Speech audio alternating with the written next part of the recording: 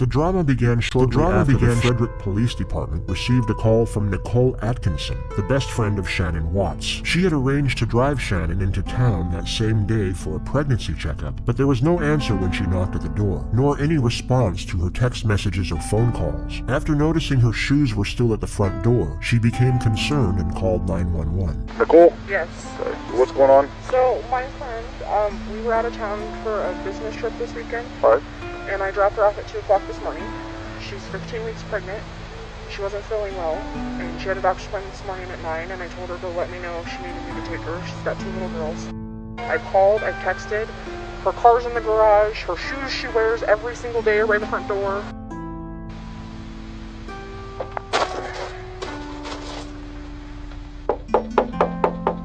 How you doing?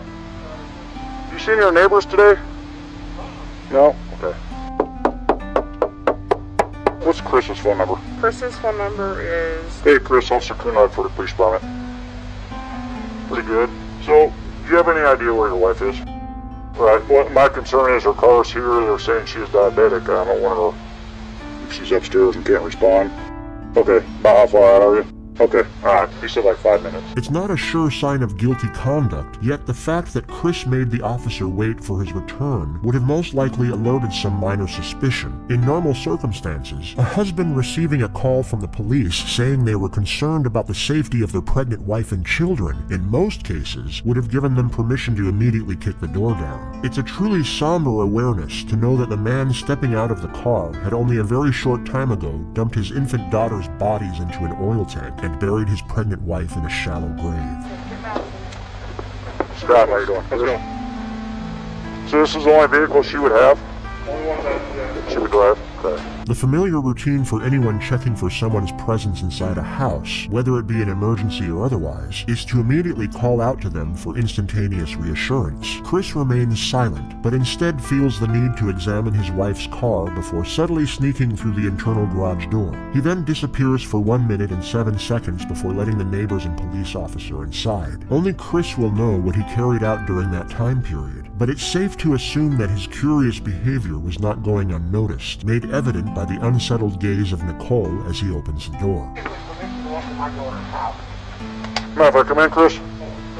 There were multiple key moments captured from inside the house, which may not have been noticed immediately by the officer, but would have no doubt been gathered by forensics upon further investigation. The most overt peculiarity was Chris's interaction with his phone. The guise of his thumb movement would have given the impression he was texting someone, which would have seemed very peculiar, as the normal response would be to frantically call people rather than text given the circumstances. Hindsight gives us a clearer picture of Chris's introversion, which is that he was most likely using his phone to avoid eye contact and progressive dialogue with the officer.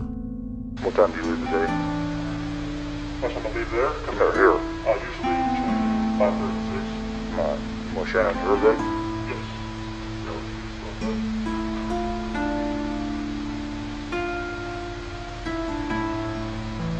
Does she usually watch the kids, or do you have daycare watch them?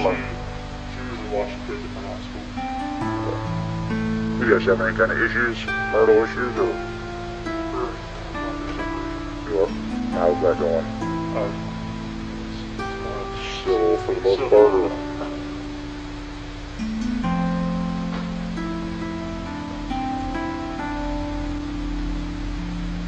Additionally, we are presented with the subtle cues of Chris's forethought cover story, being that his wife simply ran off with the kids after a breakdown in the marriage. All the girls' blankets are gone.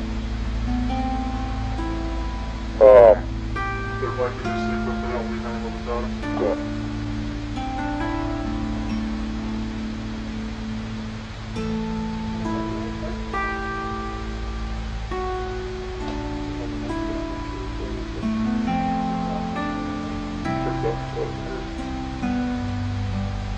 The rest of Chris's conduct could be analyzed and dissected in various ways, and it would be easy to pick at certain oddities in body language and link them with signs of guilt. Yet, without the hindsight we have now, his behavior could just as easily be linked with an innocent man who is understandably concerned and frantic over the disappearance of his family. His very conservant neighbor, however, had the perceptual advantage of knowing Chris on a semi-personal level, and could analyze his kinesics in a far more accurate manner than the police officer. You just want to go talk to him, I'm going to get his info real quick? No.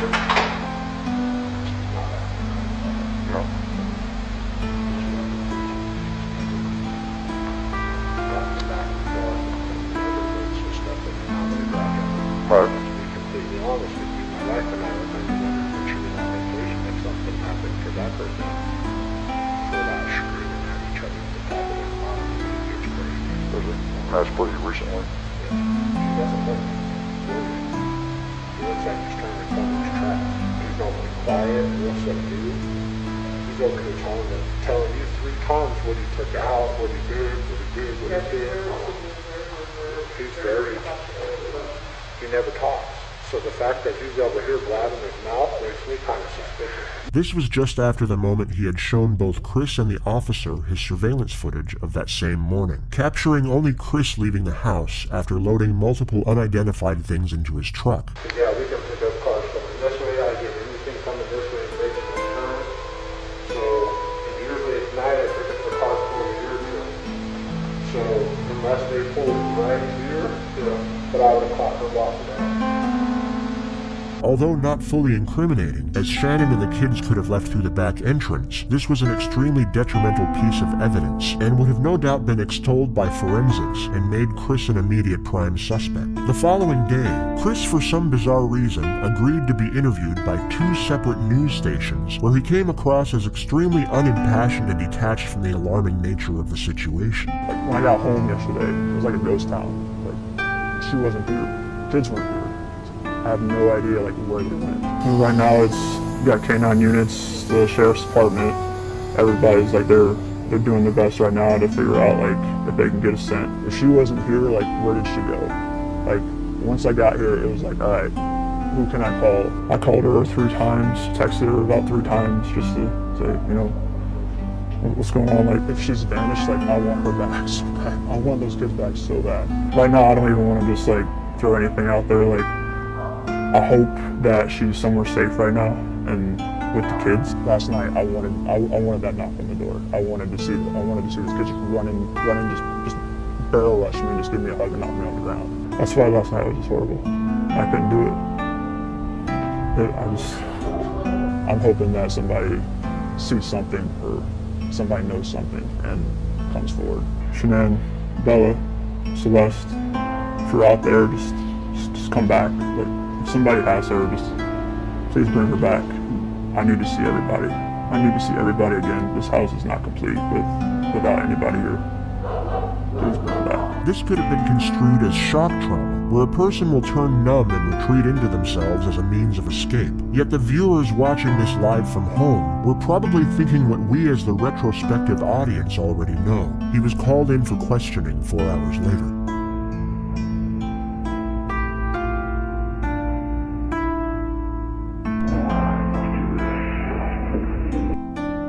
Somebody saw something, somebody knows where these kids are. And I keep saying kids inside, kids in the house. That's what, and I was going through a lot, so I'm not going to keep you going on it. Tell me exactly what you remember, and I'll take notes about where we can go. So this 1:48 a.m. You go back to my switch chair. That's when they come knocking. One of the oldest and most commonly used techniques is for the interrogator to sit between the door and the suspect. This is for the purpose of heightening the feelings of isolation and dependence. It's an indirect subliminal message, letting Chris know that the only way out of that room is through the detective. It's an excellent tool for stripping away confidence, thus increasing the telling signs and body language when information is fabricated. 4 a.m. That's when my alarm goes off for work, and I'm sure get dressed, brush my teeth, everything I do upstairs. About 4:15, that's when I get back, slide right into bed next to her, and start having a conversation with her about having the house up for sale, and talking about stuff like actually going to proceeding with the separation. Okay. And obviously it gets pretty emotional, like we're talking about, you know, like we felt this disconnection was there, like falling out of love. And trying to stay together, maybe just for the kids' sake, but realizing that doing like our homework is not, most of the time that's not going to work, yeah.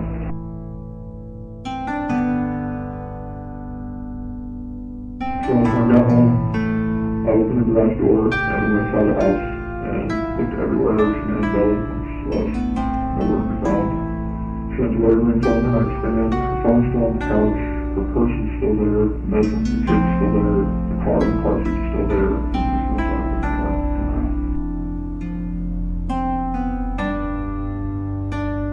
I was hoping that, I mean, like I was like on the house, I was hoping that I'd get a knock on the door. So yeah, that's what happened. What do you think happened? At first, I really thought maybe she was just at my house, just decompressing. Yeah. But after today, like with the onslaught of all the cars, and all the police cars, all the news, all the K9 units, it's making me lean the other direction about someone took her. But this is, if someone took her, it would have to have been someone she knew.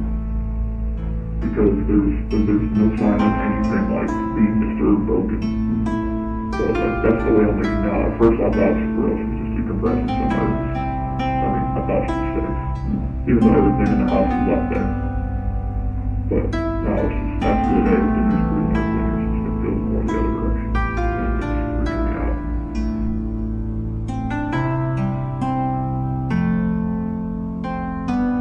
On that night, I woke that morning, I told her, like, the disconnection it's there, like, it's not going away, like, the connection we had was in the beginning, it's not there anymore, but I don't feel like the love we had is there anymore, and it's just like, I don't feel like, I mean, if we want to stay together with the kids, I'm not sure if that's going to work, like, bringing us to school, yeah, like, having another baby, bringing us into a relationship, do you think this is going to work?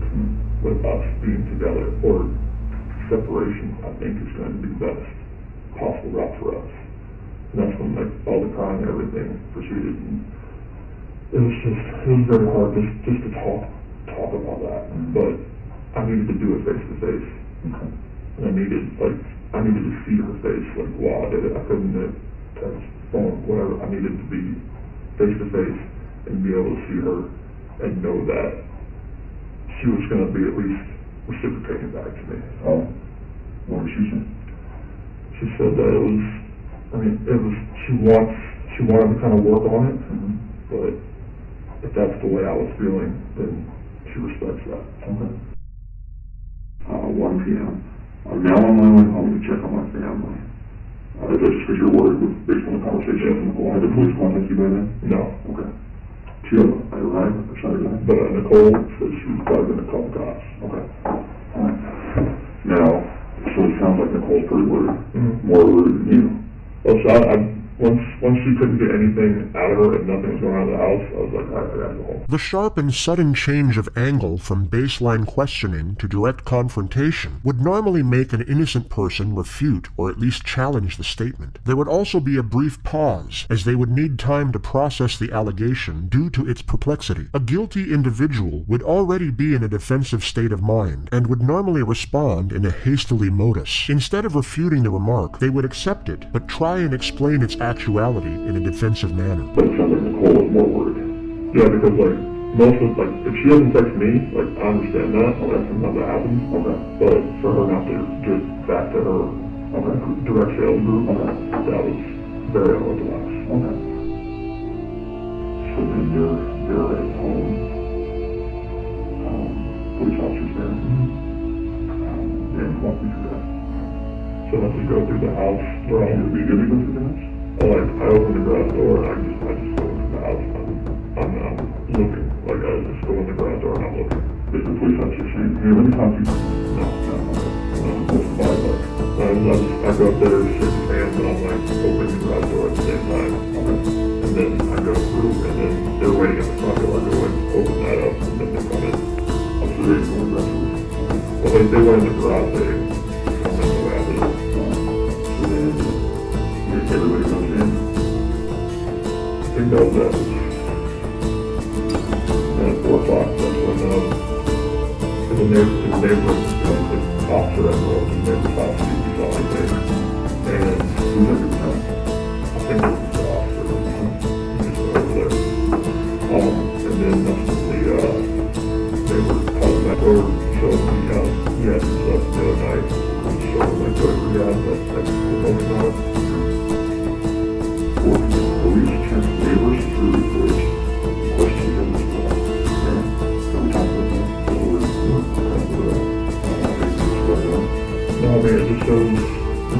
her off, so not walking up, and she was open up all the time, I told her all that.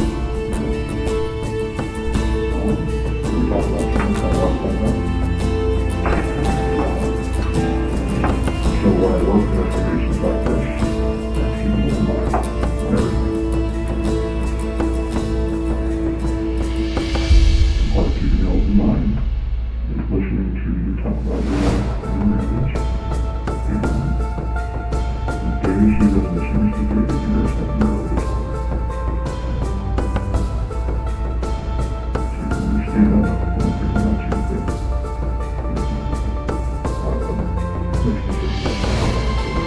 I know I've talked to my friends who know what I'm doing. But even that, if people knew that we're having marriage issues, we're going to look at me. Especially this way.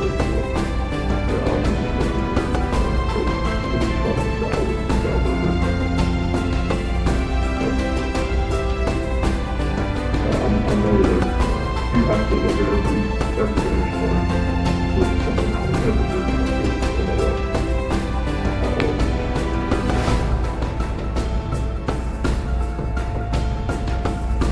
This is what is known as the pause technique. After the suspect answers a question, the interrogator will remain silent while maintaining eye contact. This physical demeanor gives off the subtle cue that he expects more information to be divulged and may already know more than the suspect realizes.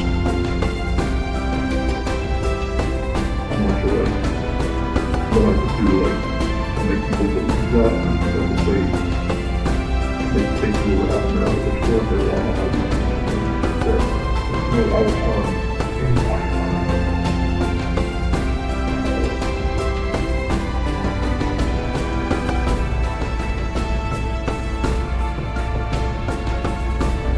I know we have no sport, but we have that country down there, and then she was, we have no idea where she is.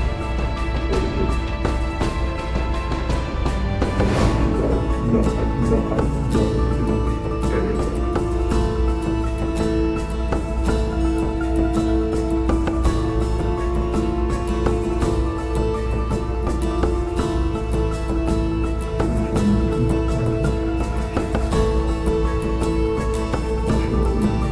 A truthful individual will normally respond to this question with a question, such as, "Why are you asking me that?" or "What's going on here?"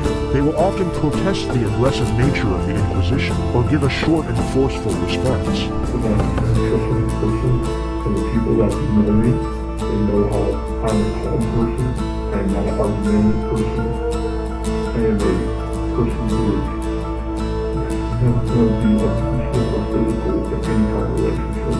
I'll never harm my kids, I'll never harm my wife. If you can talk to me, and you talk to any of my friends, any of her friends, they know me. They know I'm a low-key guy, that's quiet, so I'm not about confrontation. I'm not about anything that elevates to that level. I mean, if someone yelled at me, screamed at me, I would stay with it. Try to get all the way side and get it back to where it's cool. Cool conversations where none of that gets to the high. I am not that way. Never did that.